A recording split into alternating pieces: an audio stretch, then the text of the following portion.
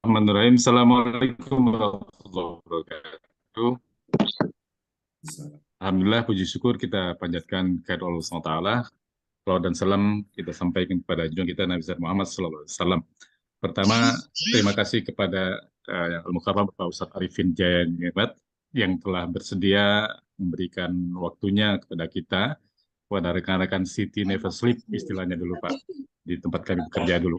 Jadi walaupun nggak pernah tidur istilahnya, tapi semuanya segar-segar nih kelihatannya. Mudah-mudahan terus selanjutnya. Em, Baiklah, sesi ini akan diadakan 4 kali pertemuan setiap Sabtu jam setengah 4 sampai jam 5 lebih kurang. Kita akan membahas pada pertama ini tentang bab peribadatan, kemudian yang 2 pertemuan berikutnya yang sesi 3 dan 4 tentang menggapai Lailatul Qadar yang akan dipandu dan dibimbing oleh Bapak Ustadz Al-Mukarram Arifin Jaya Ningrat. Jaya Diningrat. Baiklah, kita langsung saja untuk mengoptimalkan waktunya. Kita awali kaji kita dengan bersama-sama membaca basmalah. Bismillahirrahmanirrahim. Kepada Bapak Ustadz Arifin Jaya Diningrat, waktu dan tempat kami persilakan. Baik. A'udzu billahi minasyaitonir rajim. Bismillahirrahmanirrahim. Assalamualaikum warahmatullahi wabarakatuh. Waalaikumsalam warahmatullahi wabarakatuh. Amsayna wa amsal mulku lillah walhamdulillah wa la hawla wa la quwwata illa billah. Amsayna ala fitratil Islam wa kalimatil ikhlas wa ala dini nabina Muhammadin sallallahu alaihi wasallam wa ala millati abina Ibrahim hanifan muslima wa ma kana minal musyrikin. Asyhadu an la ilaha illallah wa asyhadu anna Muhammadan abduhu wa rasuluh. Allahumma salli wa sallim wa barik ala rasulika wa habibika al-Mustafa Sayyidina Muhammad wa ala alihi wa sahbihi wa sallam salatan wa salaman daimain mutalazimain ila yaumiddin. Kama sallaita wa barakta wa rahmata ala khalilika wa nabika imam nas Sayyidina Ibrahim wa ala alihi fil alamin innaka Hamidum Majid. Subhanallah.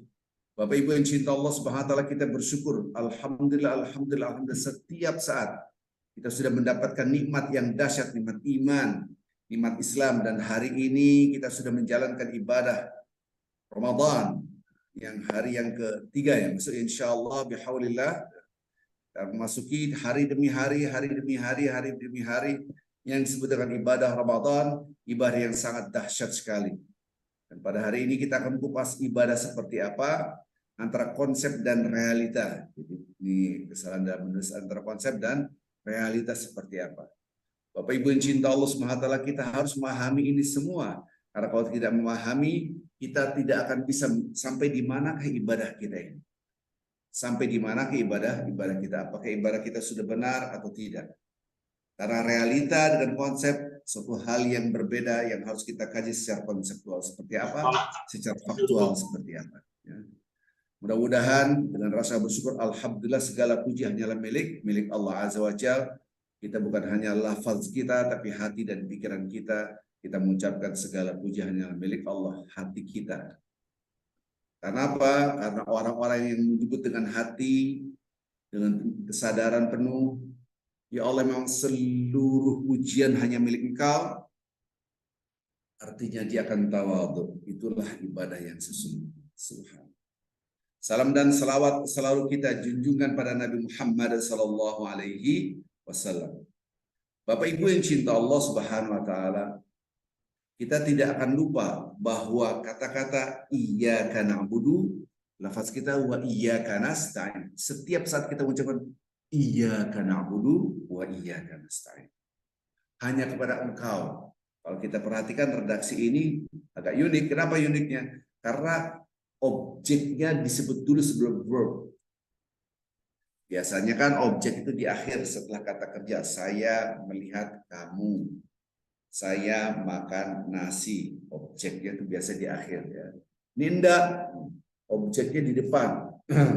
Ini kata-kata yang harus kita pahami. Kenapa? tidak na'buduka wa nasta'inuka. Kenapa tidak kata-kata seperti itu? Na'buduka wa nasta'inuka.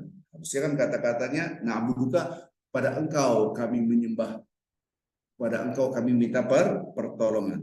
Tapi redaksi tidak demikian. Iyyaka na'budu wa iyyaka nasta'in. Na'buduka wa nasta'inuka. Nah ini, kami menyembah engkau, tapi tidak. Redaksinya iyyaka, pada engkau kami menyembah, pada engkau kami minta pertolongan. Allahnya dulu, baru kerjanya. Subhanallah. Ini yang harus kita kupas. Tujuan hidup kita, wa ma khalaqtul jinna wal insa illa liya'budun. Ini penekanan sama. Iyyaka na'budu wa iyyaka nasta'in. Hanya kepada engkau kami menyembah, hanya kepada engkau kami minta pertolongan. Kenapa? Objeknya dulu. Karena itulah yang harus kita fokuskan. Ya, Allahnya dulu. Sebelum kita melakukan apapun, yang kita fokuskan adalah tujuannya dulu, yaitu Allah Azza wa Jalla. Ini hanya sebuah penekanan. Sama kata-kata wa ma khalaqtul jinna wal insa illa liya'budun. Tidak, sekali-sekali tidak menciptakan jin dan manusia kecuali untuk ibadah. Ya, redaksinya ada kata ma, ada illa. Aku tidaklah menciptakan jin dan manusia kecuali, ini sebuah penekanan. Sama dengan kalimat la ilaha illallah. Ini secara pemahaman dulu. Ini penekanannya. Sama dengan saya minum air. Saya tidak minum apa-apa kecuali air. Kira-kira begitu. Saya datang ke rumah kamu. Saya tidak datang ke siapapun kecuali ke rumah kamu. Ini sebuah penekanan. Namanya tauhid. Ya, pertama dengan naf, kemudian dengan istitsna di dalam kaidah ini. Pertama dengan mengatakan tidak, kemudian ditutup dengan kecuali. Ini redaksi bahwa betapa pentingnya dalam hidup ini itu untuk ibadah. Ini surat Ad-Dariyat 51, 56, surat 51 ayat 56. Nah, pemahaman kita ketika mengabdi kepada Allah, ini harus kita kupas. Na'budu atau ya'budun, na'budu kami menyembah. Di dalam kehidupan kita, perjalanan peradaban manusia, kata-kata pengabdian itu banyak diselewengkan yang disebut dengan isyraku billah, yaitu musyrik, mengagungkan selain Allah. Dan semua aturan-aturan di dalam ajaran agama Islam runtuh semua apabila ada kemusyrikan. Dia mengagungkan selain Allah. Maka dosa yang terbesar adalah al-isyraku billah, menyekutukan Allah. Kalaulah orang-orang terdahulu mereka menyekutukan menyekutukan Allah dengan adanya menyembah manusia. Fir'aun menganggap dia Tuhan, Namrud menganggap dirinya Tuhan, sembahlah aku, sembahlah aku. Yang kita lihat ataupun raja-raja di Cina sana disembahnya luar biasa. Mereka memberikan upeti. Maka redaksi Al-Quran dalam surat Ad-Dariyat bicara tentang mengabdi kepada Allah, menyembah Allah. Wa ma khalaqtul jinna wal insa illa liya'budun. Aku tidaklah sekali-sekali menciptakan jin dan manusia kecuali untuk ibadah. Ma uridu minhum min rizq. Aku nggak butuh rezeki dari kalian, dari hamba-hamba Allah. Wa ma uridu ayyut'imun. Aku nggak butuh makanan dari mereka. Aku nggak butuh orang-orang ini memberikan makanan. Coba kita lihat, kalau kita mohon maaf, pada agama lain mereka punya tempat pura, ya, memberikan sesuatu, entah nasi, entah apa, sesajen. Di dalam Islam Allah nggak butuh itu. Disinilah yang harus kita garis bawahi. Karena menyembah selain Allah, makhluk itu membutuhkan. Yang tidak membutuhkan khaliq, maka tidak membutuhkan bahasa Asmaul Husnanya Al-Qayyum yang maha berdiri sendiri, Al-Ghani yang maha kaya. Subhanallah. Bapak Ibu yang cinta Allah Subhanahu wa taala. Inilah yang disebut dengan ibadatun. Ibadah. Ain ba dal. Na'budu, kami beribadah. Maksudnya mengabdi. Kata-kata mengabdi ini membesarkan Allah dan tidak boleh membesarkan selain Allah. Ini poin besar. Tapi realitanya antara konsep dan realita. Realitanya dalam kehidupan sehari-hari, banyak orang yang membesarkan selain Allah. Sampai pun level seorang ustadz yang dianggap ahli agama membesarkan dirinya sendiri. Kalau fotonya di mana-mana, kalau show off apa yang dikerjakan. Padahal kita mengabdi yaitu membesarkan Allah. Nah, disinilah kita harus kupas secara konseptual apakah yang disebut dengan ibadah. Membesarkan, mengagungkan Allah itu maksudnya seperti apa? Karena antara realita dan secara konsep banyak perbedaan. Apakah kita sudah sesuai dengan konsep yang digariskan oleh Allah dan Rasulnya? Bahkan dalam kehidupan kita sehari-hari, saya ini orang beriman, saya ini orang beriman, saya ini muslim. Tapi realitanya tidak menunjukkan dia Islam. Karena tidak mengerti secara konseptual ibadah seperti apa, Islam itu apa. Baik, Bapak Ibu yang cinta Allah Subhanahu wa taala, kita akan membahas abada ya'budu. Kalimatnya. Abada diterjemahkan menyembah, mengagungkan, mengabdi.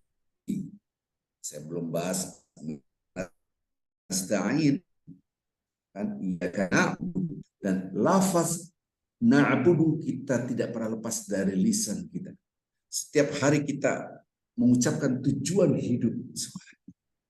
Iyyaka na'budu wa iyyaka nasta'in. Iyyaka na'budu wa iyyaka nasta'in. Itu dalam surah Al-Fatihah. Kalaulah di dalam kehidupan kita yang sholat wajib 17 rakaat, setiap rakaat membaca satu kali surah Al-Fatihah, maka paling tidak minimal kita membaca, mengikrarkan tujuan hidup kita adalah mengabdi kepada Allah. 17 kali peringatan.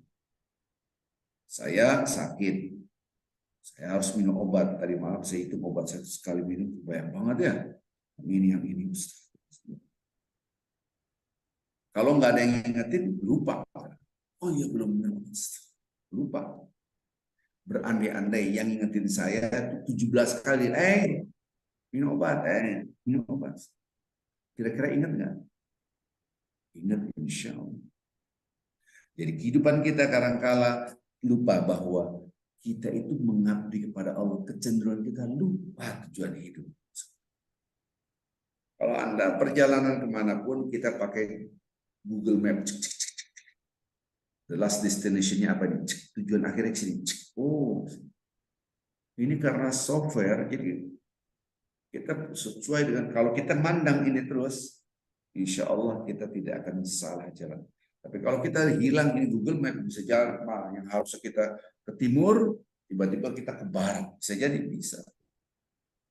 Nah, Google Map ini pintar, dia mengingatkan kita. Mengingatkan kita. Seandainya kita lurus, kita ngambil kanan. Dia mesti ngomel. Yang biasa memakai Google Map, dia pakai peta yang dibimbing oleh Google, mesti, oh iya benar, kalau kita salah, dia pasti memberikan warning berkali-kali. Yang bikin software sangat pintar untuk kepentingan usernya. Yang pakai. Dan Allah maha pintar, maha sayang. Ketika kita tidak tahu tujuan dan salah tujuan, kira-kira Allah ngasih tahu nggak? Ini. Secara konseptual Allah ngasih tahu. Secara faktual realita Allah ngasih tahu. Permasalahannya adalah kita tidak pernah membaca konsepnya, maka tidak bisa membaca realita kehidupan. Bayangkan. Bapak-bapak, ibu-ibu, kita mau menuju berandai-andai menuju ke Surabaya. Mobil kita arahnya ke Merak, ke Lampung dari Jakarta nih. Bayangkan. Atau menuju ke, saya mau naik mobil dari Jakarta ke Padang, Sumatera Barat. Di arah kita ke timur, Jawa Barat, ke Jawa Tengah, ke Jawa Timur. Bayang. Ini jelas Google Map-nya akan ngomel terus. Wah, ini Google. Oh, ngetik, salah. Kalau Anda klik tujuan saya ke Kota Padang, berandai-andai Kota Padang, klik. Ngomel terus karena Anda arahnya ke timur, ke Jawa Tengah, ke Jawa Timur, padahal ke barat, gambarannya begitu. Tapi kalau Anda nggak klik, lebih parah, nggak ada yang ngingetin. Sekarang saya mau klik dulu, klik tujuan kita mengabdi kepada Allah, diklik dulu. Kalau kita pakai Google Map, klik dulu. The last destination adalah mengabdi kepada Allah, tujuan akhir. Nah, tujuan hidup kita ke sana, arahnya ke sana. Lihat tangan saya, maka tubuh saya, fisik saya, kesehatan saya, pikiran saya, hati saya. Dan kita keluar, pasangan hidup kita, anak-anak kita, harta kita, keluarga kita, semua harus menuju pada satu titik. Tujuan yang sama. Realitanya kita nggak pernah ngobrolin di depan anak kita. Realitanya kita tidak pernah ngobrol sama pasangan hidup kita. Tujuannya ngapain sih? Realitanya kita nggak pernah duduk bersama keluarga kita. Ngomong serius tentang tujuan hidup. Dan harus kita sepakati komitmen dengan tujuan hidup. Nah ini antara realita dan konseptual. Secara faktual itu nggak nyambung dengan konsep yang sudah kita ucapkan satu hari minimal 17 kali. Maka betapa banyak orang yang mendirikan sholat, berdoa, membaca Al-Fatihah, tapi tidak menyadari apa yang dibaca. Harus kita ngerti redaksi Al-Quran, wala taqrabus sholata wa antum sukara. Jangan dekat-dekat sholat kalau Anda dalam keadaan mabuk. Konteks ayat ini, konteksnya, saat itu mengharamkan khamr, yaitu minuman yang memabukkan, itu dalam proses gradually, pelan-pelan, dikit-dikit. Itu haram, tidak. Jadi, para sahabat masih dibolehkan minum, pelan-pelan diharamkannya khamr, mabuk. Dalam keadaan mabuk, datanglah waktu sholat. Sholatnya nggak kelar-kelar. Kuliah kafir na'bud ma'tabun wala antum aminun ma'ar wala mutar karena dalam keadaan mabuk. Maka turun ayat jangan dekat-dekat saat dalam keadaan mabuk. Bahasa kasarnya mabuk untuk salat zuhur ya mabuknya pagi lah. Kira-kira gitu, jangan dekat. Pertanyaannya adalah kan setelah itu lama-lama akhirnya haram total. Khamr haram. Sedikit banyak tetap haram. Mutlak haram. Selesai. Pertanyaannya, ayat ini masih relevan nggak? Masih aktual nggak? Secara fakta, apakah masih aktual? Realitanya kan sudah habis. Berarti seakan-akan ayat ini sudah tidak berlaku lagi. Tidak. Realitanya, betapa banyak orang yang sholat tapi dia mabuk. Karena mabuk itu dia tidak menyadari apa yang dia ucapkan.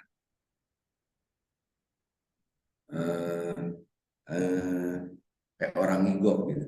Orang tidur kan ngomong sendiri-sendiri gak sadar. Tadi kamu ngomong apa? Saya ngomong kira-kira. Dia tidak menyadari apa yang dia ucapkan. Betapa dahsyatnya redaksi Al-Quran ketika dikatakan ayat para orang, kalau Anda mau sholat, jangan dekat-dekat dalam keadaan mabuk.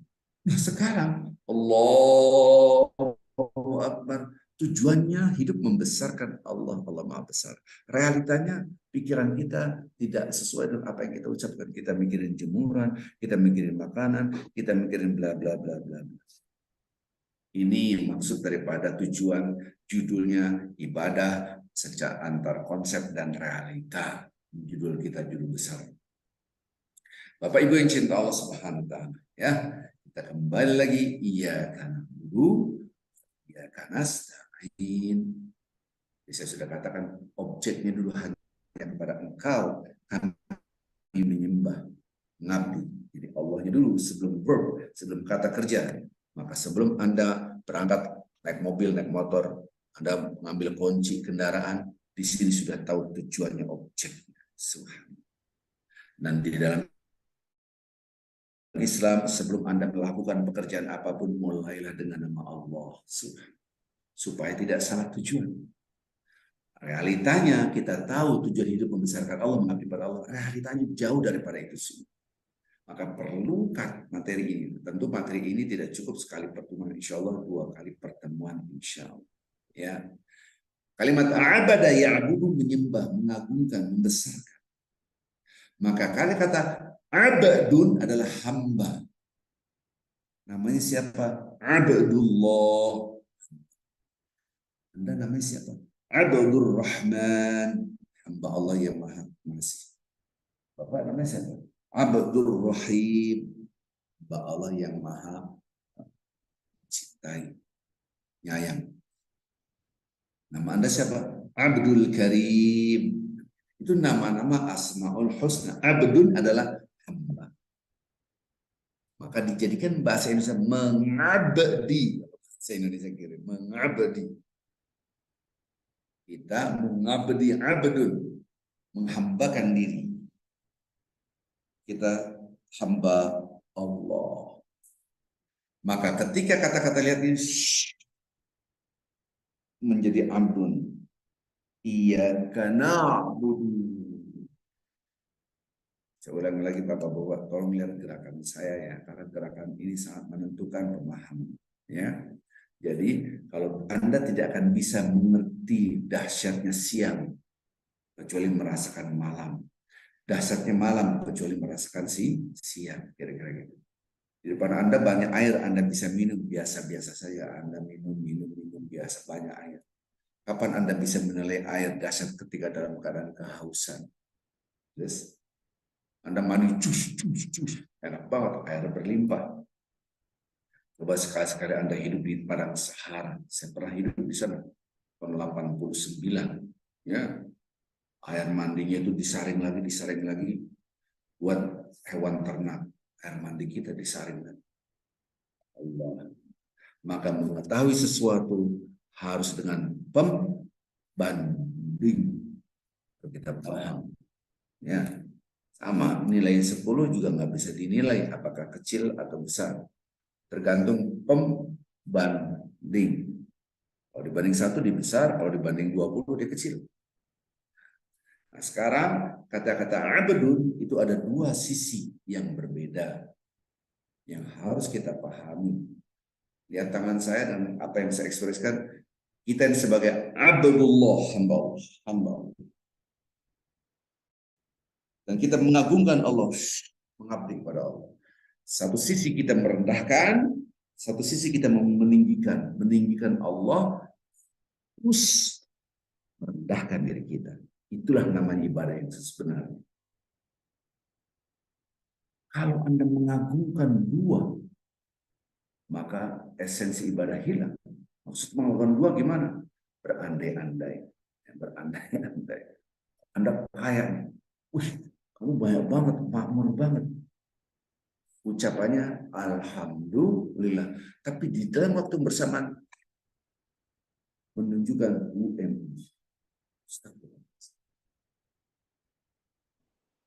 wah, alhamdulillah, saya kan sebagai direktur perusahaan ini, saya kan dia mengucapkan kata-kata alhamdulillah, tapi bertentangan dengan apa yang diucapkan setelahnya. Inilah aku. Saya kan, ya alhamdulillah saya punya perusahaan ini, punya perusahaan ini. Betapa banyak orang mengucapkan alhamdulillah, tapi hatinya tidak mengucapkan alhamdulillah. Kontradiktif. Bapak-bapak, ibu-ibu, alhamdulillah kita bisa ini, kita bisa ini. Ini saya makan ini, saya makan ini. Kadang-kadang tuh saya heran, Gimana orang mengucapkan alhamdulillah terus habis itu bersayang-sayang? Ya. Ini memang kontradiksi antara realita dan konsep. Selalu saya katakan ini konsep. Nanti kita akan bahas dalam hal ini betapa banyak orang berzikir, membaca Al-Quran, tetapi tidak merasakan buah daripada zikir. Nanti ujungnya betapa banyak orang yang berpuasa tidak dapat apa-apa kecuali lapar dan haus.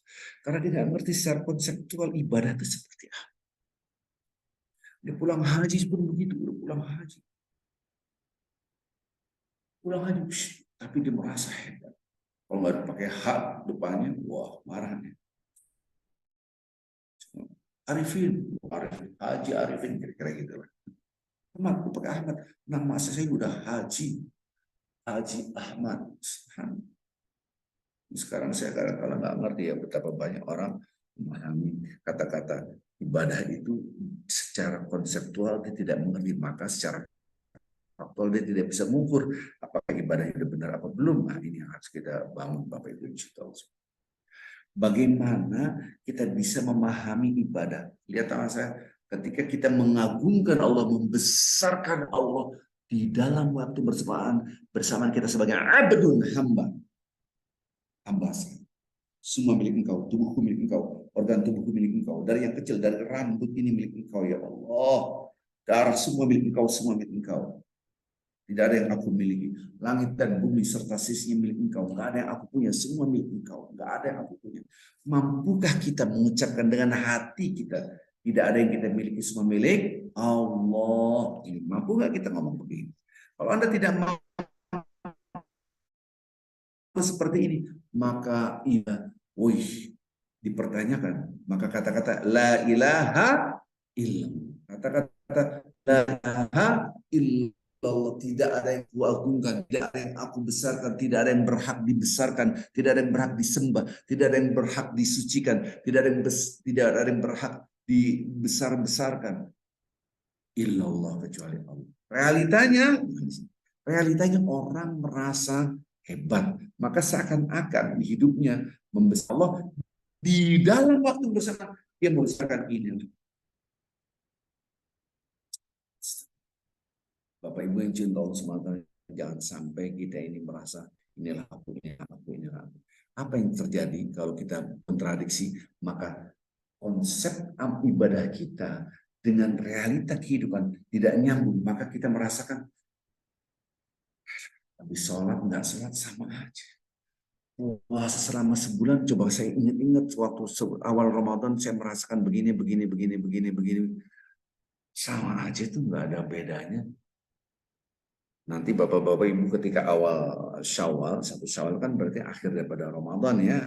Coba bedain apa yang Anda rasakan sebelum Ramadan dan setelah Ramadan. Beda nggak? Nggak usah jauh-jauh Ramadan selama sebulan penuh. Nanti kita sholat maghrib. Bedakan antara setelah maghrib dengan sholat maghrib. Apa yang Anda rasakan? Apakah ya Allah, aku selama ini ibadah nggak ngerti cara ibadah. Betapa banyak orang tidak mengerti cara ibadah. Kenapa? Karena dia merasa inilah aku, inilah aku, inilah. Padahal ibadah inilah Allah, inilah Allah, inilah Allah. Ini jadi curhat. Karena kalau saya ingat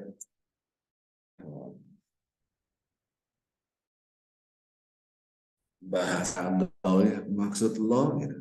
Kadang-kala kita menunjukkan UMI. Gitu. Tapi ini kan menunjukkan siapa saya, siapa. Coba diperhatikan. Maka ibadah itu ketika kita membesarkan Allah, lihat tangan saya, wajib di dalam waktu bersama kita merendahkan diri kita. Karena konsep ibadah begitu.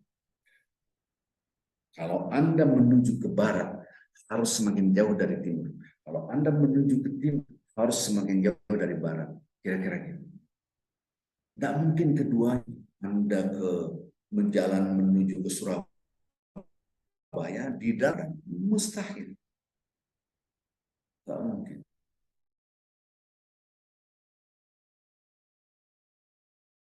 Ibadah yang saya pahami selama ini baru ngerti. Saya pikir ibadahnya menyembah Allah, membesarkan Allah. Tidak cukup. Ketika kita membesarkan Allah, jangan di dalam hati kita setitik pun membesarkan diri kita. Bapak-bapak, ibu-ibu, perhatikan. Anak-anak ada istilah mainan-mainan mencari harta karun, betul nggak? Ini dari kecil, kita cari harta karun. Itu kisah di dalam Al-Quran namanya Qarun. Qarun itu adalah orang yang sangat kaya sekali. Kaya banget. Sampai dia berjalan di muka bumi. Inilah aku, inilah aku. Fakhraja ala qaumi, di depan qaumi. Fi zinatihi, dalam perhiasan-perhiasan, subhanallah. Yang luar biasa, inilah aku, inilah. Kira-kira gitu. Astagfirullah. Pejabat-pejabat DPR menunjukkan inilah aku. Barang-barang. Apa yang terjadi? Terbesit dalam pikiran orang-orang melihat Qarun. Ini redaksi Al-Quran, Bapak-Bapak ini. Redaksi Al-Quran. Jadi Qarun itu merasa hebat. Qala alladziina yuriduna al-hayata dunya ya laita lana mithla ma utiya Qarun.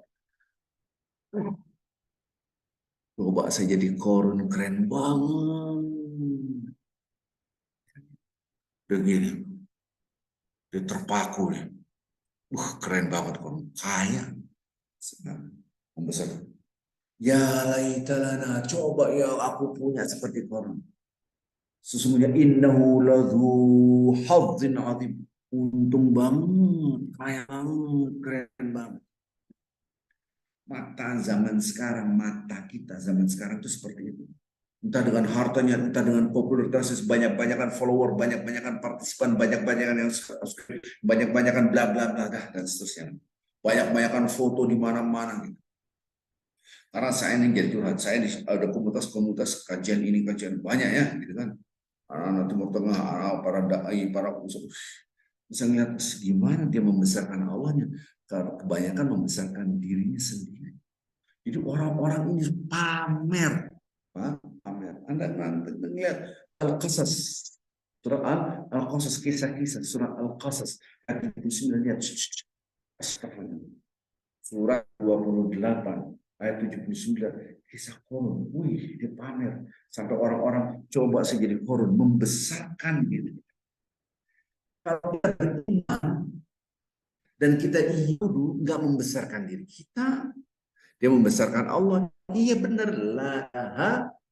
Secara konseptual tidak ada yang aku besarkan selain Allah. Tidak ada yang aku agungkan selain Allah. Maka orang-orang yang mengerti tentang konsep ajaran agama Islam melihat orang-orang yang suka pamer, astagfirullah. Ini kecil, tapi di sisi Allah yang lebih besar. Harta apapun kecil, tapi di sisi Allah yang maha besar. Inilah yang disebut mulia di mata Allah, bukan mulia di mata manusia. Realitanya, mulia di mata manusia itu lebih utama daripada mulia di mata Allah. Para koruptor, kadang-kala kita gampang goncang hanya gara-gara diomongin orang, dicaci maki orang. Ini orang lupa tujuan hidup. Begitulah kita harus mengerti tentang tujuan hidup. Jangan sampai kita itu merasa, kok inilah aku, inilah aku. Jangan sampai. Maka redaksi-redaksi di dalam Al-Quranul Karim harus kita pahami. Oh, orang itu ketika membanggakan inilah aku, inilah aku. Itu hebat sekali. Oh, ini karena aku pintar. Ala ilmin indi, kalau bahasa redaksi Quran. Kenapa Anda bisa kaya wahai Qarun? Karena pengusaha saya pintar. Hanya karena kepintaran saya bisa kaya. Kata-kata hanya. Qala innama uti. Innama itu sungguh-sungguh itu hanyalah karena. Namanya ala sabilil hasr gitu. Jangan sampai kita ala sabilil hasr. Semua murni karena pintar aku. Innama utituhu ala ilmin. Itu semua karena aku punya ilmu sehingga aku bisa kaya.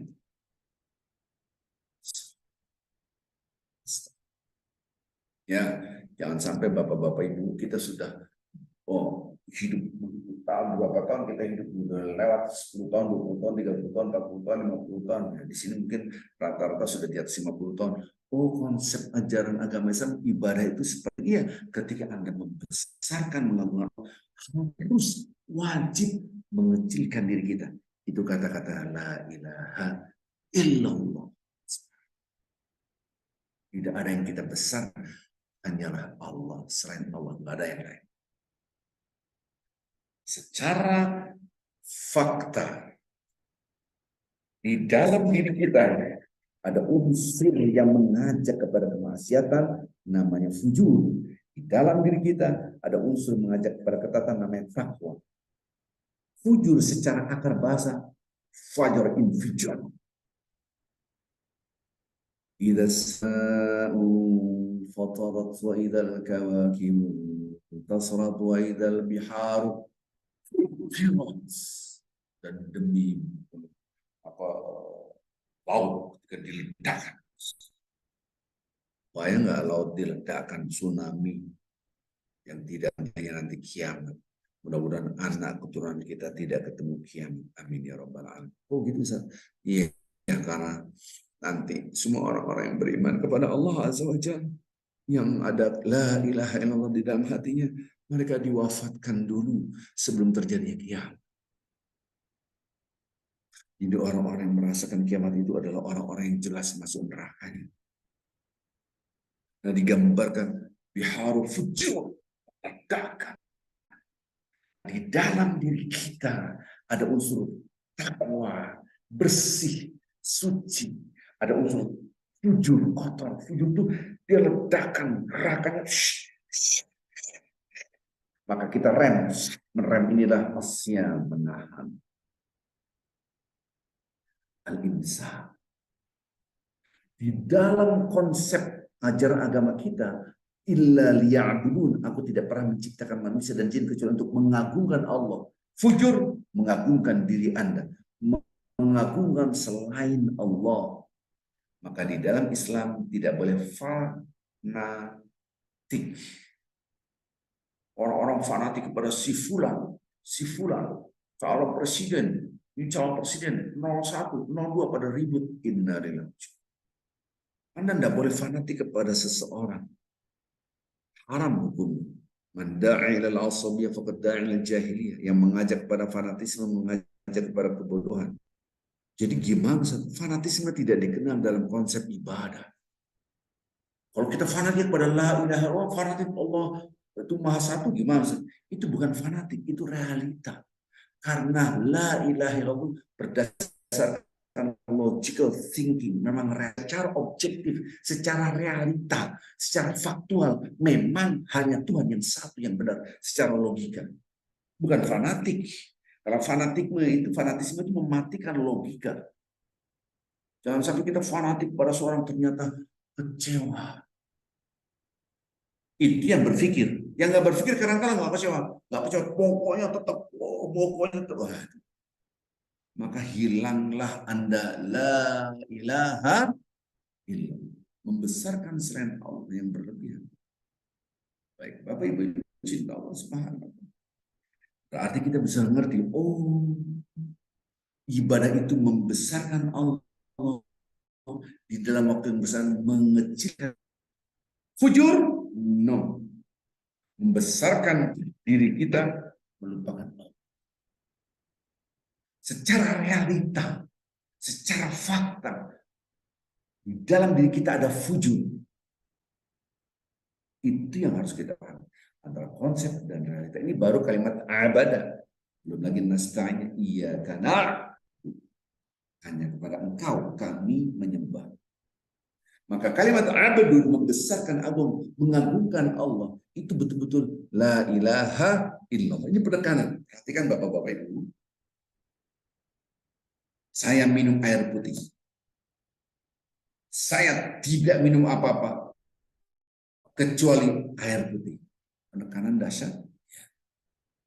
Kenapa tidak dikatakan ilahu ilahi Allah, Allah ilahi, Tuhanku Allah? Tidak. La ilaha illallah. Kenapa menekan begitu dahsyat?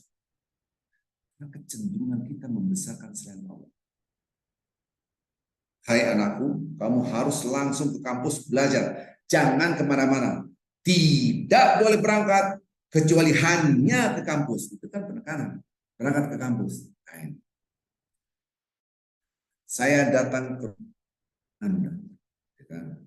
Saya datang ke rumahnya Pak Mangku. Saya tidak kemana-mana kecuali ke rumah Pak Mangku. Beda kan penekanannya. Ini sebagai bos kita. Gambarannya. Menekan di situ. Hai Arifin, jangan pergi kemana-mana kecuali ke rumahnya Pak Mangku. Kecenderungan saya pergi kemana-mana. Kira-kira gitu. Gambarannya. Supaya paham kalimat la ilaha. Kecenderungan ini, tendensi ini namanya fujur. Itu ada di dalam diri kita. Tidak mungkin tidak ada. Dan itu yang harus kita pahami. Kenapa ada penekanan wa ma khalaqtul jinna wal insa, sekali-kali aku tidak pernah menciptakan jin dan manusia kecuali. Nah, ini yang harus kita pahami. Nah, kebanyakan orang kan tidak memahami ini. Betapa dasarnya redaksi Al-Quran. Kalau kita baca Al-Quran dengan pemahaman Allah, dahsyat, dahsyat. Bayangkan kita kan baca Al-Quran, ya nggak memahami yang penting, oh hanya Allah yang kita besarkan. Iya, maksudnya Allah yang kita besarkan itu yang seperti apa? Bayangkan kita tidak memperhatikan itu. Lihat Bapak-Bapak. La ilaha illallah. Wahdah. Hanya Allah doang. La syarikalah. Tidak ada yang aku sekutukan. Hanya Allah tok. Lahul mulk wal hamd. Langit dan bumi serta segala milik Dia. Maka pujian hanya milik Allah, enggak ada yang kita miliki. Yuhyi wa yumiit. Anda mati hidup hanya karena Allah, enggak ada yang bisa hidup tanpa Allah. Ini karena yang dasar luar biasa. Berzikir ini. Ini mas raus sekali, apalagi Ramadan. Nanti ini bab kedua ya, bab kedua nanti bab. Tolong ini kan Sabtu pertama kita bahas secara konseptual dan realita ya. Nanti jangan sampai miss gitu. Oh, saya nggak ikutin, nanti nggak perfect gitu. Karena di dalam diri kita ini besar sekali ledakan untuk mengagungkan selain Allah. Maka Allah mengingatkan la ilaha illallah wahdahu la syarikalah lahul mulk wa lahul hamd yuhyi wa yumiit wa huwa hayyun la yamut biyadihil khair wa huwa ala kulli syai'in. Saya kalau sudah baca ini tenang. Mau dihina, dicaci maki sejuta manusia, Arif begini enggak. Mau ada parang di depan saya, parang dingin karena parang itu dari besi, enggak ngaruh bahasa. Mau dipanah, kasus-kasus ketika kita masuk ke dalam enggak ngaruh. Oh. Ini orang yang ngerti konsep ibadah. Setan nggak diem. Setan menyerang kita. Diri kamu gimana? Kamu hebat. Kamu ini. Kamu hebat. Diri kamu gimana? Karena setan bersumpah. Wa qala la'attakhidanna min ibadika nasiban mafruḍa. Kalau bahasa Indonesia, sungguh-sungguh aku akan kapitalisir yang ada di dalam diri manusia, kekuatan agar tidak membesarkan engkau, supaya dia membesarkan selain Allah. Siapa yang dibesarkan? Dirinya sendiri. Jadi setan itu mengkapitalisir, ngambil jatahnya, bagian tertentu di dalam diri manusia secara real, nyata. Di dalam diri manusia ada kekuatan yang berbahaya namanya maksiat, disebut dengan fujur. Dan di dalam istilah surat Asy-Syams fujur, di dalam istilah surat An-Nisa 118 4118, ingat tuh 4118 surat An-Nisa ayat 118 ada istilah nasibam mafruḍo. Ketika Allah melaknat setan, la'anahullah, Allah melaknat setan, setan langsung dengan tegas di hadapan Allah. Wa qala la'attakhidanna min ibadika nasiban mafruḍa. Ya Allah, kami akan ambil dari setiap hamba-hamba Engkau manusia, yaitu jatahnya aku, katanya. Bagian tertentu apa itu? Fujur. Maka ketika kita la ilaha illallah, tidak ada yang aku besarkan selain Allah, tiba-tiba fujur, kamu juga hebat. Allahu Akbar, Allah Maha Besar, kamu juga hebat, kamu besar. Itu bahasa fujur, realnya begitu. Jangan kita memahami secara konseptual, realitanya kita tidak bisa memahami. Ini penting sekali Bapak Ibu. Jadi ketika kita abdun, hamba, abdullah, hamba Allah, kita ini hamba, nothing, kita ini nothing. Tidak ada apa-apanya. Nah titik nol, titik tidak berdaya ini disebut dengan haula. La haula wala quwwata illa billah. Haula. Subhanallah walhamdulillah wa la ilaha illallah Allahu akbar wa la haula wa la quwwata illa billah. Dahsyat. Perbanyak coba, minimal 100 kali. Sambil nyapu, sambil ini, sambil ini. Subhanallah. Bapak Ibu yang cinta Allah Subhanahu wa taala, baru kita paham, oh, secara konseptual itu membesarkan, mengagungkan Allah. Secara realita di dalam diri kita tuh ada namanya fujur. Fujur itu gerakan yang dahsyat, ledakan yang meluap-luap. Kemudian ada namanya puasa. Kemudian ada, ini baru step one, baru langkah awal. Ya, Bapak Ibu yang cinta Allah SWT, ini harus kita paham. Mapping, mempetakan diri kita. Anda akan bisa berjalan dengan mulus kalau kita tahu kekurangan kita, kelebihan kita, kira-kira gitu. Kita menyadari bahwa saya punya kekurangan ini, level of reflection. Kita merefleksikan diri kita sendiri. Di dalam diri kita gini, baru kita mengerti bahwa Allah maha sayang. Ada peringatan-peringatan dari Allah secara realita. Ternyata ini peringatan dari Allah. Saya lupa tujuan hidup. Saya ulangi lagi, ini agak-agak susah ya Bapak-Bapak Ibu cinta Allah SWT. Kalau kita naik mobil, ya, naik kendaraan, pakai Google Map, Anda nyasar, Google Map-nya ini ngomel. Dia ngasih tahu, Anda harusnya lurus ke kanan, di sebelah kanan, balik kiri, balik lagi kiri, balik lagi. Mampukah kita seperti itu? Kan kebanyakan kita nggak sadar, hebat banget nih, Google Map bagus banget, hebat banget. Hebat-hebat Allah maha hebat, lebih dahsyat daripada ini. Allah maha hebat daripada software Anda punya. Anda naik mobil aja bahan bakarnya habis dikasih tahu, hebat banget yang bikin mobil. Oh iya, Allah maha hebat. Pinter banget yang bikin mobil. Oh iya. Nah sekarang dalam hidup kita, realitanya banyak orang tidak ingat tentang tujuan hidup, mengagungkan, membesarkan Allah. Allah menegur, Allah ngasih tahu, ngasih warning. Hey, tapi karena tidak punya ilmu, dia tidak tahu itu adalah teguran dari Allah. Laksana orang naik mobil, dia tidak tahu huruf E. Ketika itu jam sudah menunjukkan huruf E, kemudian kuning, kemudian merah. E itu adalah tangki Anda sudah mulai habis, empty, kosong. Harus Anda ke SPBU karena dia tidak bisa membaca. Akhirnya dia susah hidup. Betapa banyak orang harta yang berlimpah, hidupnya susah. Karena tujuannya tidak tahu itu apa. Ini baru kata-kata abadun. Ya, baru kata-kata abdun. Karena kalau saya perhatikan ini baru kata-kata abdun seakan-akan.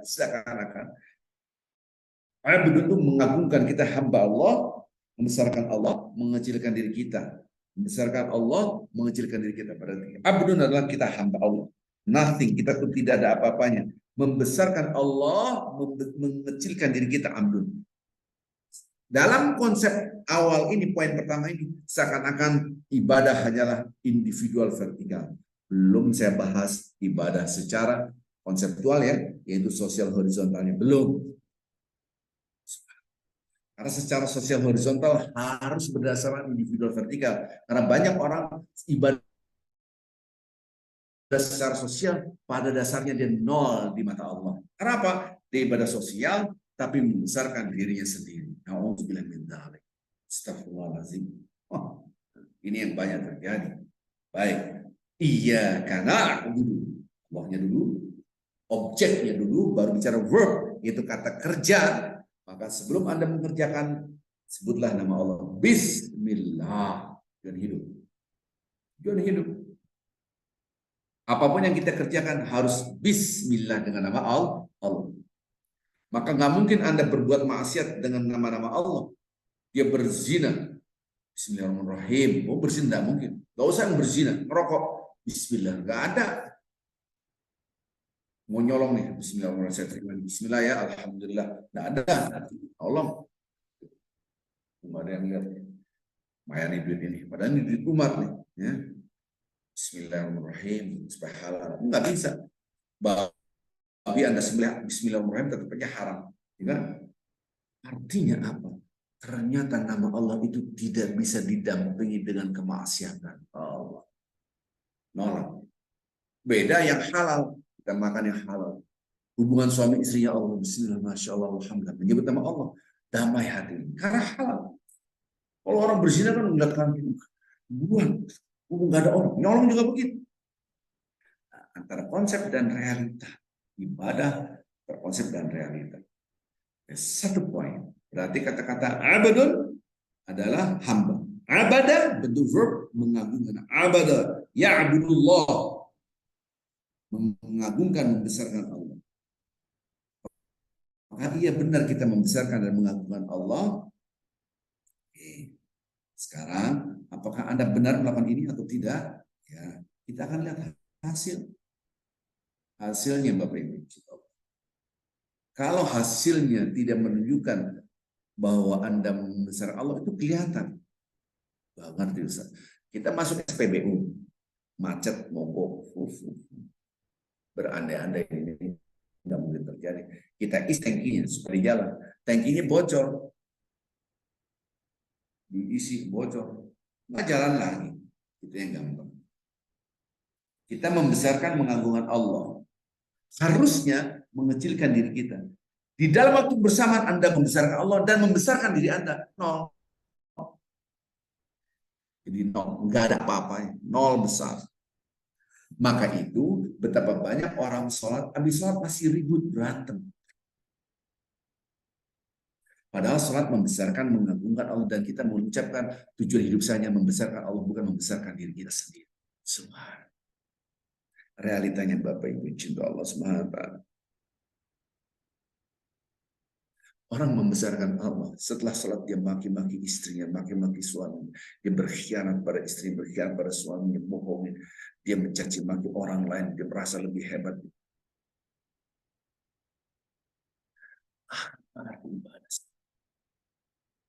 Di depan Anda adalah ujian dari Allah. Ujian yang terberat adalah orang yang terdekat. Bagaimana kita diuji sama orang lain, tenang. Tapi ujian dengan orang terdekat ini paling berat.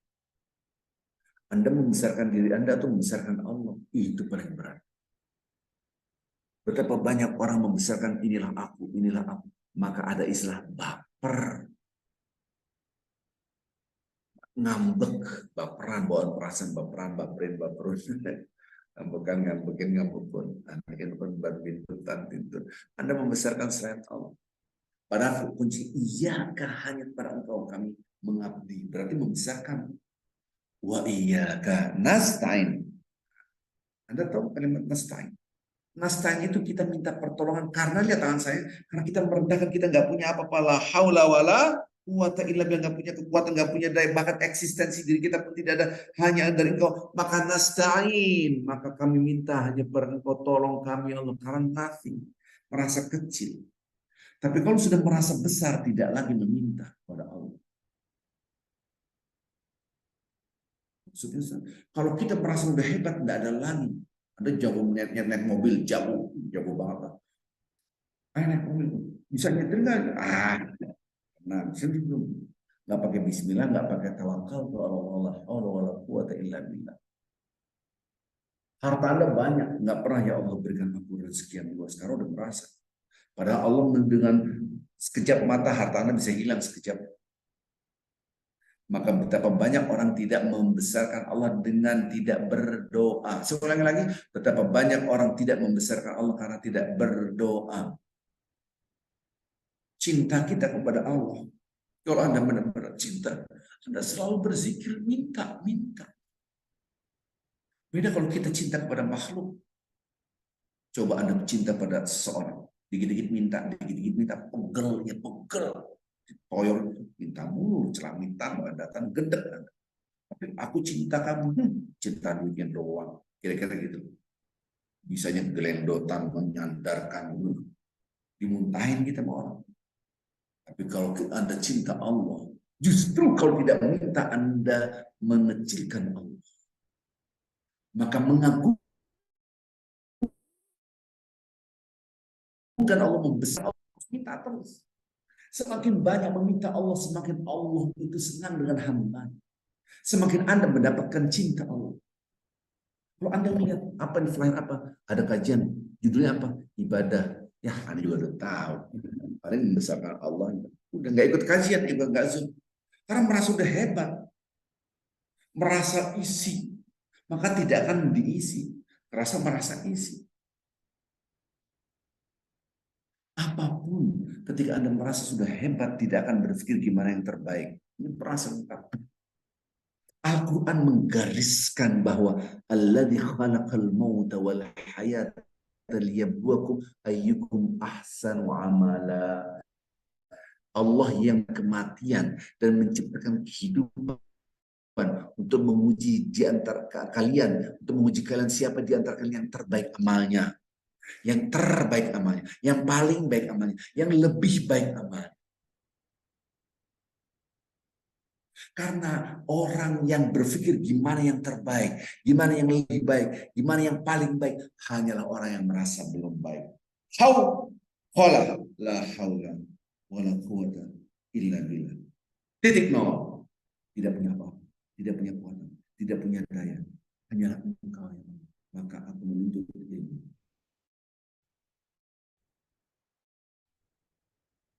Maka kata iyyaka na'budu menjadikan Anda titik nol sehingga Anda nasta'in. Iyyaka na'budu hanya kepada Engkau kami abdi, kecil, aku ini hamba, aku tidak punya apa-apa. Maka please Allah bantu aku nasta'in. Ini kadang-kadang orang, saya juga dia menyembah Allah lah, tapi tidurnya tidak berdoa. Tidurnya megang HP, tidur. Ada naik mobil, ada sopir, baca koran atau baca HP dulu. Dan Anda sama-sama, oh ada bos, ya tapi tetap harus doa. Bismillahirrahmanirrahim. Anda punya staff driver, doa dulu. Bismillahirrahmanirrahim. Mohon maaf. Orang masuk WC pun banyak nggak berdoa. Katanya iya kan abudu. Subhanallah. Luar WC pun tidak mengucapkan terima kasih kepada Allah. Alhamdulillah diadhaba yang ada wa'afani. Ya Allah, aku bersyukur kepada Engkau. Kau telah memberikan kesehatan, kau telah mengeluarkan kotoran dari tubuh. Anda keluar dari WC, lega, mantap. Enggak ada Allah. Katanya iya kan abu. Anda itu nothing. Abdun hamba Allah. Kapan Anda nasta'in? Kalau Anda ketika tidak bisa pipis, melintir sakit luar biasa. Ketika Anda dalam keadaan susah, akhirnya bisa mengeluarkan kotoran itu semua.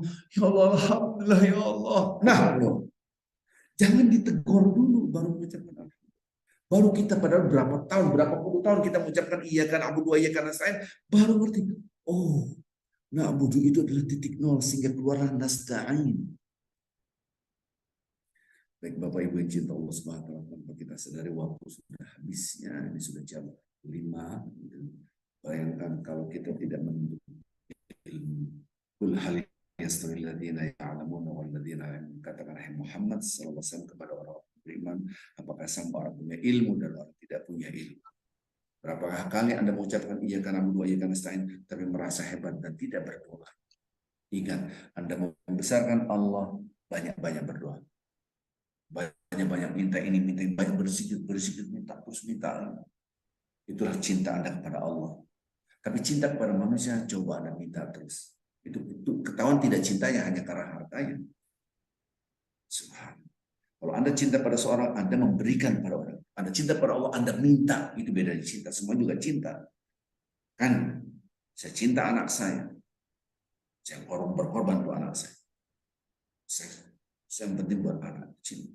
Tapi cinta Allah, kita yang minta.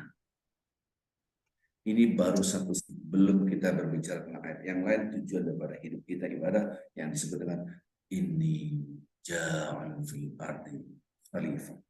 Belum bahas itu, insya Allah kita akan bahas itu ya, dan bagaimana cara menumbuhkan sesuatu yang berharga dalam hati kita, jiwa kita, ketika kita benar-benar beribadah kepada Allah sewajar.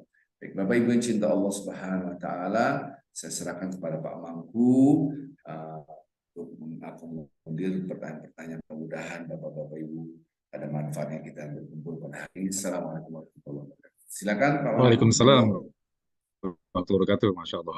Dalam sekali pembahasan kita, teman-teman sekalian, mempersingkat waktu ya. Nanti kita berkenan lagi karena nama-nama yang sudah banyak lupa nih tentunya. Yang ingin bertanya bisa langsung saja di on mic-nya. Sudah tersedia. Kira waktu kita 10 menit ini masih ada Pak Ustadz bersama kita untuk menjawab pertanyaan-pertanyaan. Dipersilahkan. Nggak Nanti? bisa, dia harus pakai raise hand. Sebentar dulu, sebentar. Saya buka dulu, dia nggak, bentar. Oke, silakan Bapak Ibu, silakan. Di unmute langsung. Iya. Yang mau bertanya langsung unmute, klik di unmute langsung bicara aja langsung. Ada yang bertanya Bapak Ibu? Atau di luar ini semua? Ada yang mau bertanya? Assalamualaikum. Waalaikumsalam warahmatullahi wabarakatuh. Nah, dengan Pak siapa ini? Pak Ustadz. Pak Ibu. Ketemu lagi Pak Ustadz. Dengan Ikuk nih. Baik. Silakan. Oke. Terima kasih atas ini. Arahannya. Aku terima kasih juga untuk waktunya. Pak Ustadz, saya mau tanya nih. Itu dahsyat sekali namanya tadi dari Pak Ustadz ya. Mengenai menghadapi orang yang seperti korun Pak Ustadz di zaman sekarang ini. Itu tentunya luar biasa Pak Ustadz. Kita berusaha untuk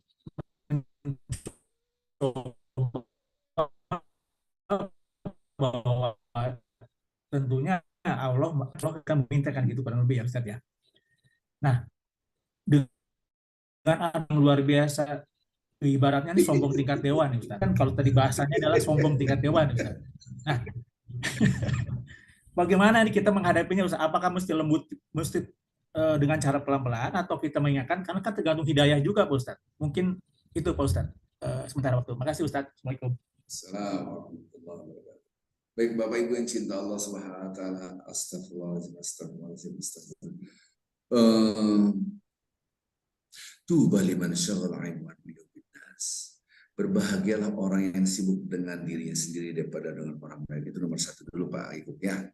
Jadi kita bercoba untuk jangan sampai kita seperti itu. Paling tidak kita ketika melihat itu, alhamdulillah, astagfirullahaladzim ya Allah, Allah masturni. Bahasa Indonesia, ya Allah lindungilah aku dari godaan syaitan, ya Allah lindungilah aku dari perilaku seperti ini. Jadi kita dulu melihat apapun kemaksiatan, jangan langsung ngeblame, ngejudge dan labeling pada orang itu. Nomor satu. Mohon maaf, kita lihat taruh yang gampang-gampang di pinggir jalan ada orang makan ketawa-tawa gitu kan, padahal Ramadan, dia sehat walafiat. Gitu kan.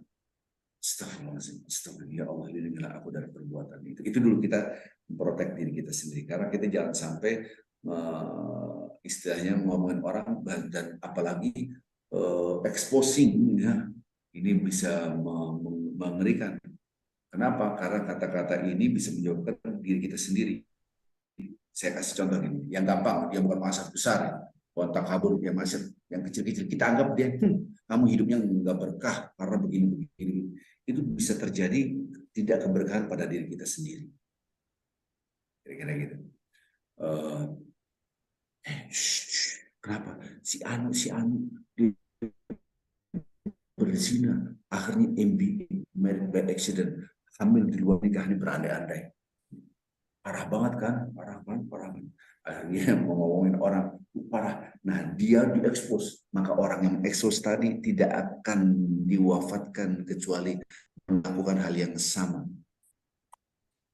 Berarti dia berzina dulu baru wafat. Kenapa? Karena dia pertama ngejudge orang lain dan eksos menjelekkan. Maka itu kita kalau melihat kemaksiatan, ya Allah lindungilah aku dari itu. Itu dulu nomor satu. Supaya tidak. Ustaz ngomong tadi, siapa yang ngomong? Nabi yang ngomong. Dasar orang itu tahu nggak si Amr gitu kan? Kenapa memang dia durhaka sama orang tua yang sangat cukup tetap ekspos semuanya. Maka orang yang mengekspos itu dia tidak akan wafat kecuali melakukan hal yang sama itu durhaka sama orang tua. Ini yang harus bahaya. Jadi saya cerita, Pak Ustadz saya ini punya masalah keluarga besar saya. Apa ini? Ustadz keluarga besar Pak Ustadz. Oh ya, berapa saudara? Di atas 10. Wah, di atas 10. Masalahnya apa? Bapak saya udah tua nggak sholat. Mungkin ada jinnya Pak Ustadz di rukiah. Ada jinnya dikit-dikit jin, kalahin jin lagi gitu kan. Coba bawa ke rumah. Pas bawa ke rumah nggak cukup rumah saya, orang rumah saya kecil sekali. Kalau ada ke rumah saya itu nggak ada mebel, nggak ada. Ada buka pintu, disitulah tempat tidur saya. Rame banget, nggak cukup di luar sebenarnya nggak ada kursi, nggak ada. Anda ke rumah saya langsung, saya tanya, saya bilang ini nggak ada jinnya biasanya. Ya paling menunjukkan ada indikasi teruknya. Memang dulu gimana Bapak? Saya nanya. Iya ini Bapak keras dan anak-anak bisa betin kalau nggak sholat. Saya langsung nanya, ada nggak anak tetangga diomongin? Woi, iya, woi, berandai-andai. Tuh anak PRT nu, kamu tahu kagak sholat gimana? Islam apa nu? Diekspos.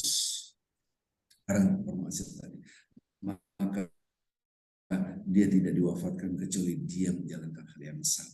Pada akhirnya ketika akhir hayatnya dia tidak sholat. Ini Bapak Ibu ini penting, makanya butuh belajar. Ini kadang-kadang kita nggak belajar. Nah, ketika kita melihat orang maksiat dengan pamer hartanya ini, jangan sampai ya Allah lindungilah aku dari hal itu. Gitu kan? Itu minta proteksi dari hal itu. Ya Allah, na'udzubillah, ya Allah, astagfirullah. Apapun bahasa Indonesia juga boleh. Pertama kali. Yang kedua, kalau Anda dekat-dekat dia, kita ingetin orang yang merasakan ini, ingat kisah Korun mengatakan itu semua karena saya. Maka itu bapak-bapak ibu, ya kalau kita jauh dari mereka dan mereka tidak kenal kita, ya susah kita. Maka itu kalau dia teman kita, dekat saudara kita bisa tegur, man ra'a minkum munkaran falyughayyir, ya barang siapa mau melihat kemungkaran maka rubahlah. Nah, kita mendapatkan tugas dari Allah untuk merubah, dan ini ibadah. Konsekuensinya kita apa? Dihina orang, dicaci maki orang, mau saya intervensi di duit saya, harta saya, mau pamer kayak apa kayak, lu mentang-mentang miskin, malah kita malah kita yang kena gitu kan. Nah ini gara-gara dasar aja jealous, punya duit nggak bisa kayak gua, gitu kan. Padahal kita menegur itu niatnya adalah baik. Allah alam ya. Jadi paling tidak Bapak Ibu siapapun yang di depan kita lihat kemaksiatan, jangan ngeblame dia. Bisa jadi dia taubatan nasuha, dia lebih soleh dari kita. Bisa terjadi. Dan ini terjadi. Ada seorang yang tadi diceritakan Bapak persis ternyata dia taubatan nasuha, hartanya bisa lepaskan semua untuk fisabilillah. Ini kisah nyata Pak, gitu kan. Allahu Akbar. Insyaallah. Ada lagi pertanyaan? Pak Mangku? Silakan, masih ada waktu kita. Ada Pak Bu Henik, Pak. Bu Masih. Henik. Ya, silakan masuk. Assalamualaikum warahmatullahi wabarakatuh, Ustadz. Waalaikumsalam warahmatullahi Pak wabarakatuh. Mangku, terima kasih. Iya. Ustadz mau Lanjut. tanya, ini saya kemarin dicurhatin teman gitu ya Ustadz ya. Jadi ada teman yang memang mungkin dia udah ilmu agamanya udah banyak lah. Kemudian dia menegur salah satu teman saya yang sedang sakit. Dia sedang sakit, tetapi dia hadir di pesta pernikahan undangan gitu. Nah, ternyata tegurannya ini nggak berkenan bagi si yang ditegur, karena bagi yang ditegur, dia merasa dengan dia datang ke pesta itu, dia seperti melupakan sakitnya untuk sebentar gitu. Jadi dia merasa dia kayak hiburan atau apapun gitu ya. Sementara bagi yang menegur, dia merasa kasihan karena sudah sakit, ngapain maksain ke tempat pesta.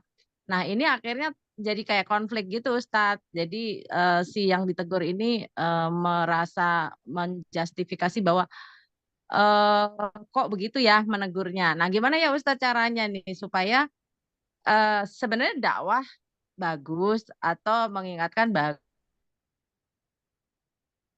Baik, baik. Suaranya hilang. Apa yang saya dengar nggak dengar ya? Halo? Suara saya yang hilang, jangan suara saya yang hilang. Dengar Pak, dengar Pak, dengar Pak Ustadz. Gini, saya udah paham. Ya. Tinggal milih. Tinggal milih. Ada orang yang bijak,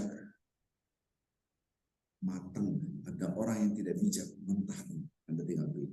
Orang yang bijak adalah orang yang selalu memahami orang lain, maksud dan tujuan orang lain, dan dia selalu melihat hal yang positif.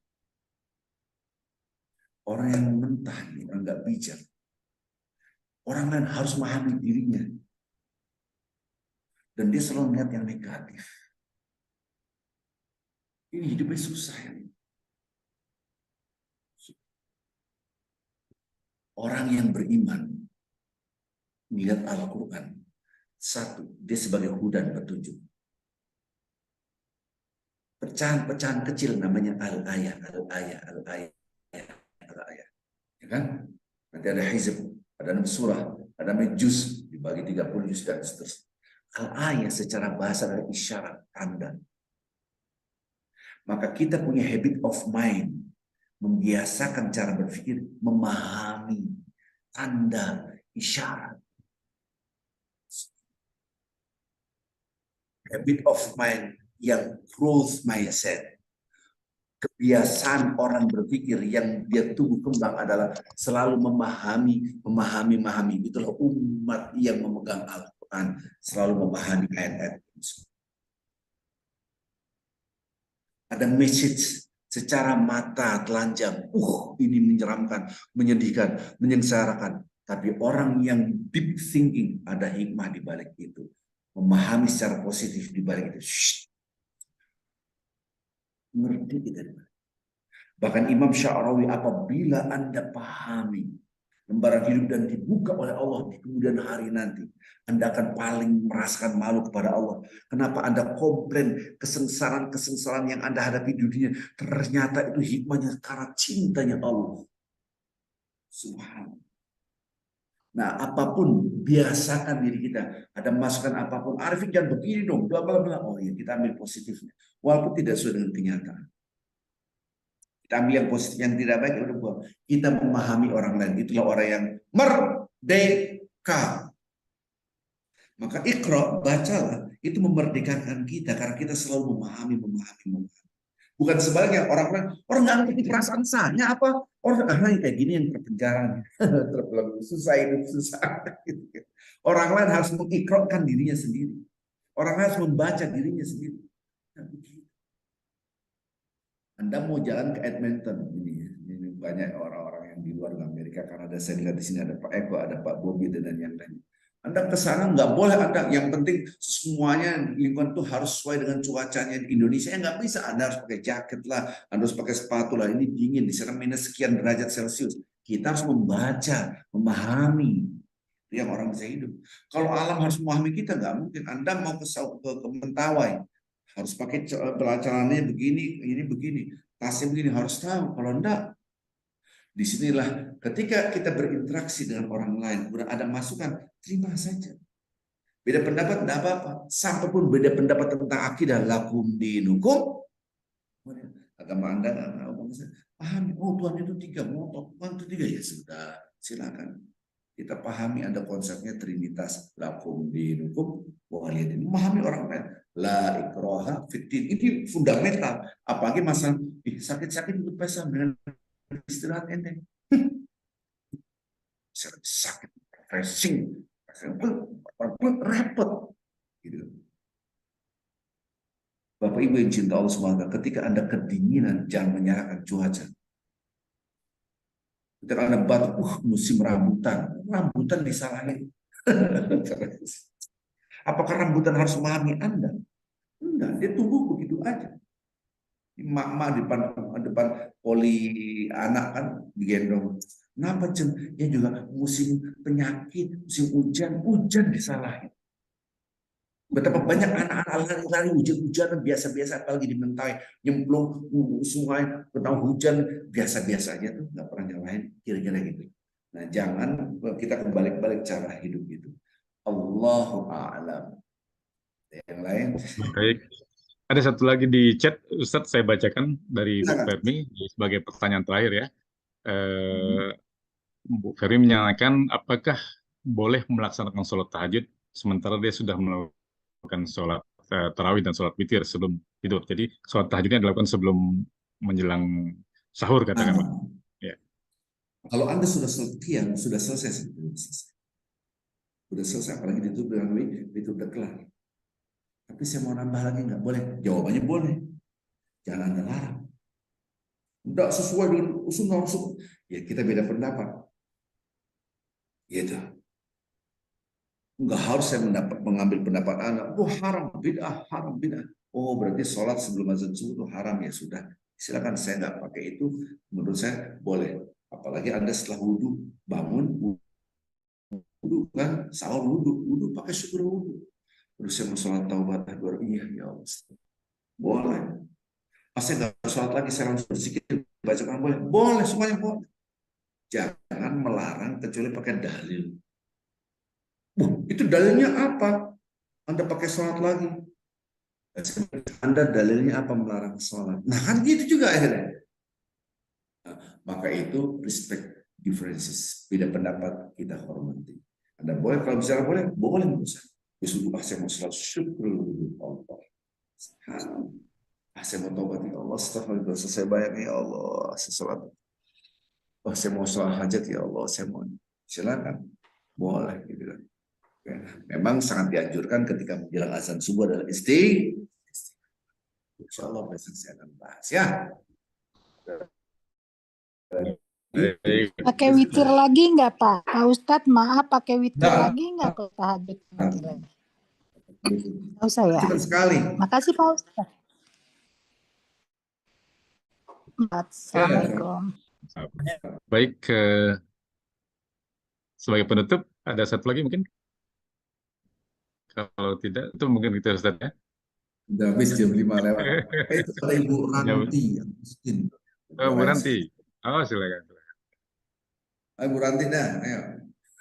Bu Ranti di unmute. Mic-nya masih tertutup. Mute. Masih, oh sebentar, saya bisa mute nggak dari sini ya? Unmute. Assalamualaikum Pak Ustadz. Waalaikumsalam warahmatullahi wabarakatuh. Mungkin kita tuh belajar mengaji waktu kita masih kecil-kecil ya Pak. Nah, terus kita lanjutkan sendiri. Nah, sebenarnya kan kalau kita ada pertanyaan biasanya selalu, seberapa sering Anda membaca Al-Quran? Ya, seberapa sering Anda melakukan sholat-sholat sunnah? Nah, sementara kalau melafalkan huruf Al-Quran itu kan kadang-kadang beda lafal, beda. Nah, kita nggak tahu nih sebetulnya apa yang kita baca apakah sudah betul atau tidak. Tapi kita terus membaca. Ya kita lakukan sebagai ibadah kita sehari-hari setiap sholat subuh misalnya rutin mengaji.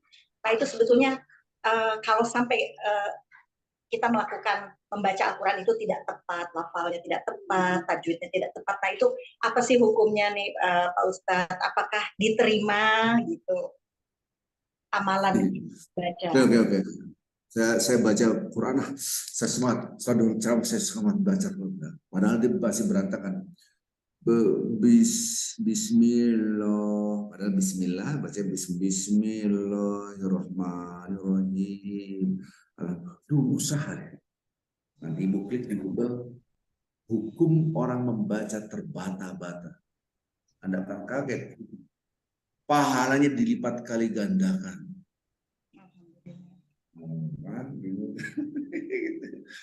Baca apaan lo? Berantakan, gue usah baca. Bismillah. Ya Allah. Kalau becus saja dosa. Masa. Anda klik di Google. hadis-hadis ketika orang itu, karena Allah melihat hati dia berusaha. Kalau kita salah baca itu, kalau salah salah tidak apa. Kecuali maka itu kita harus belajar tajwid, wajib kita belajar. Bukan berarti kalau belum perfect kemudian tidak baca Quran salah. Ya kan? Tidak apa-apa. Allah tuh yang lebih sayang. Jangan melihat manajemen Allah seperti manajemen manusia. Maka itu kalau saya ngajarin orang nggak kejam-kejam, ini banyak ini orang baru semangat. Itu salam, besok-besok nggak ngikut ngaji deh, meri banget gitu kan. Ya di kendor ya sudah gitu. Kecuali memang levelnya sudah tajwid loh, ini salah gitu. Jadi kita ini harus dengan hati, kecintaan kita pada Allah, dan Allah maha baik, salah dikit it's okay lah gitu. Semangat terus, tapi jangan berhenti dalam menuntut ilmu. Allah, ini udah offset, ini udah 11 menit. Terima kasih. Baik, teman-teman semuanya, kita karena sudah jam 17:11, ini ibu-ibunya mempersiapkan untuk buka puasa nih di keluarga di rumah. Ya, kita akan akhiri kajian kita pada sore hari ini. Insya Allah kita jumpa lagi Sabtu depan jam yang sama dengan kelanjutan pembahasan bab ibadah, Ustaz ya. Insya Allah. Kita ingatkan lagi teman-teman yang belum hadir boleh di-share nanti linknya di link Zoom-nya. Dan kalau yang berkenan nanti untuk mendapatkan nomor HP Ustadz bisa saya share. Boleh, sangat boleh. Nomor saya buat boleh. Nanti kita share. Ya, nanti kita share kalau ada yang ingin bertanya lebih dalam lagi ya. Baik, sebagai penutup kita doa langsung dari Ustadz, boleh? Atau baik Bapak Ibu langsung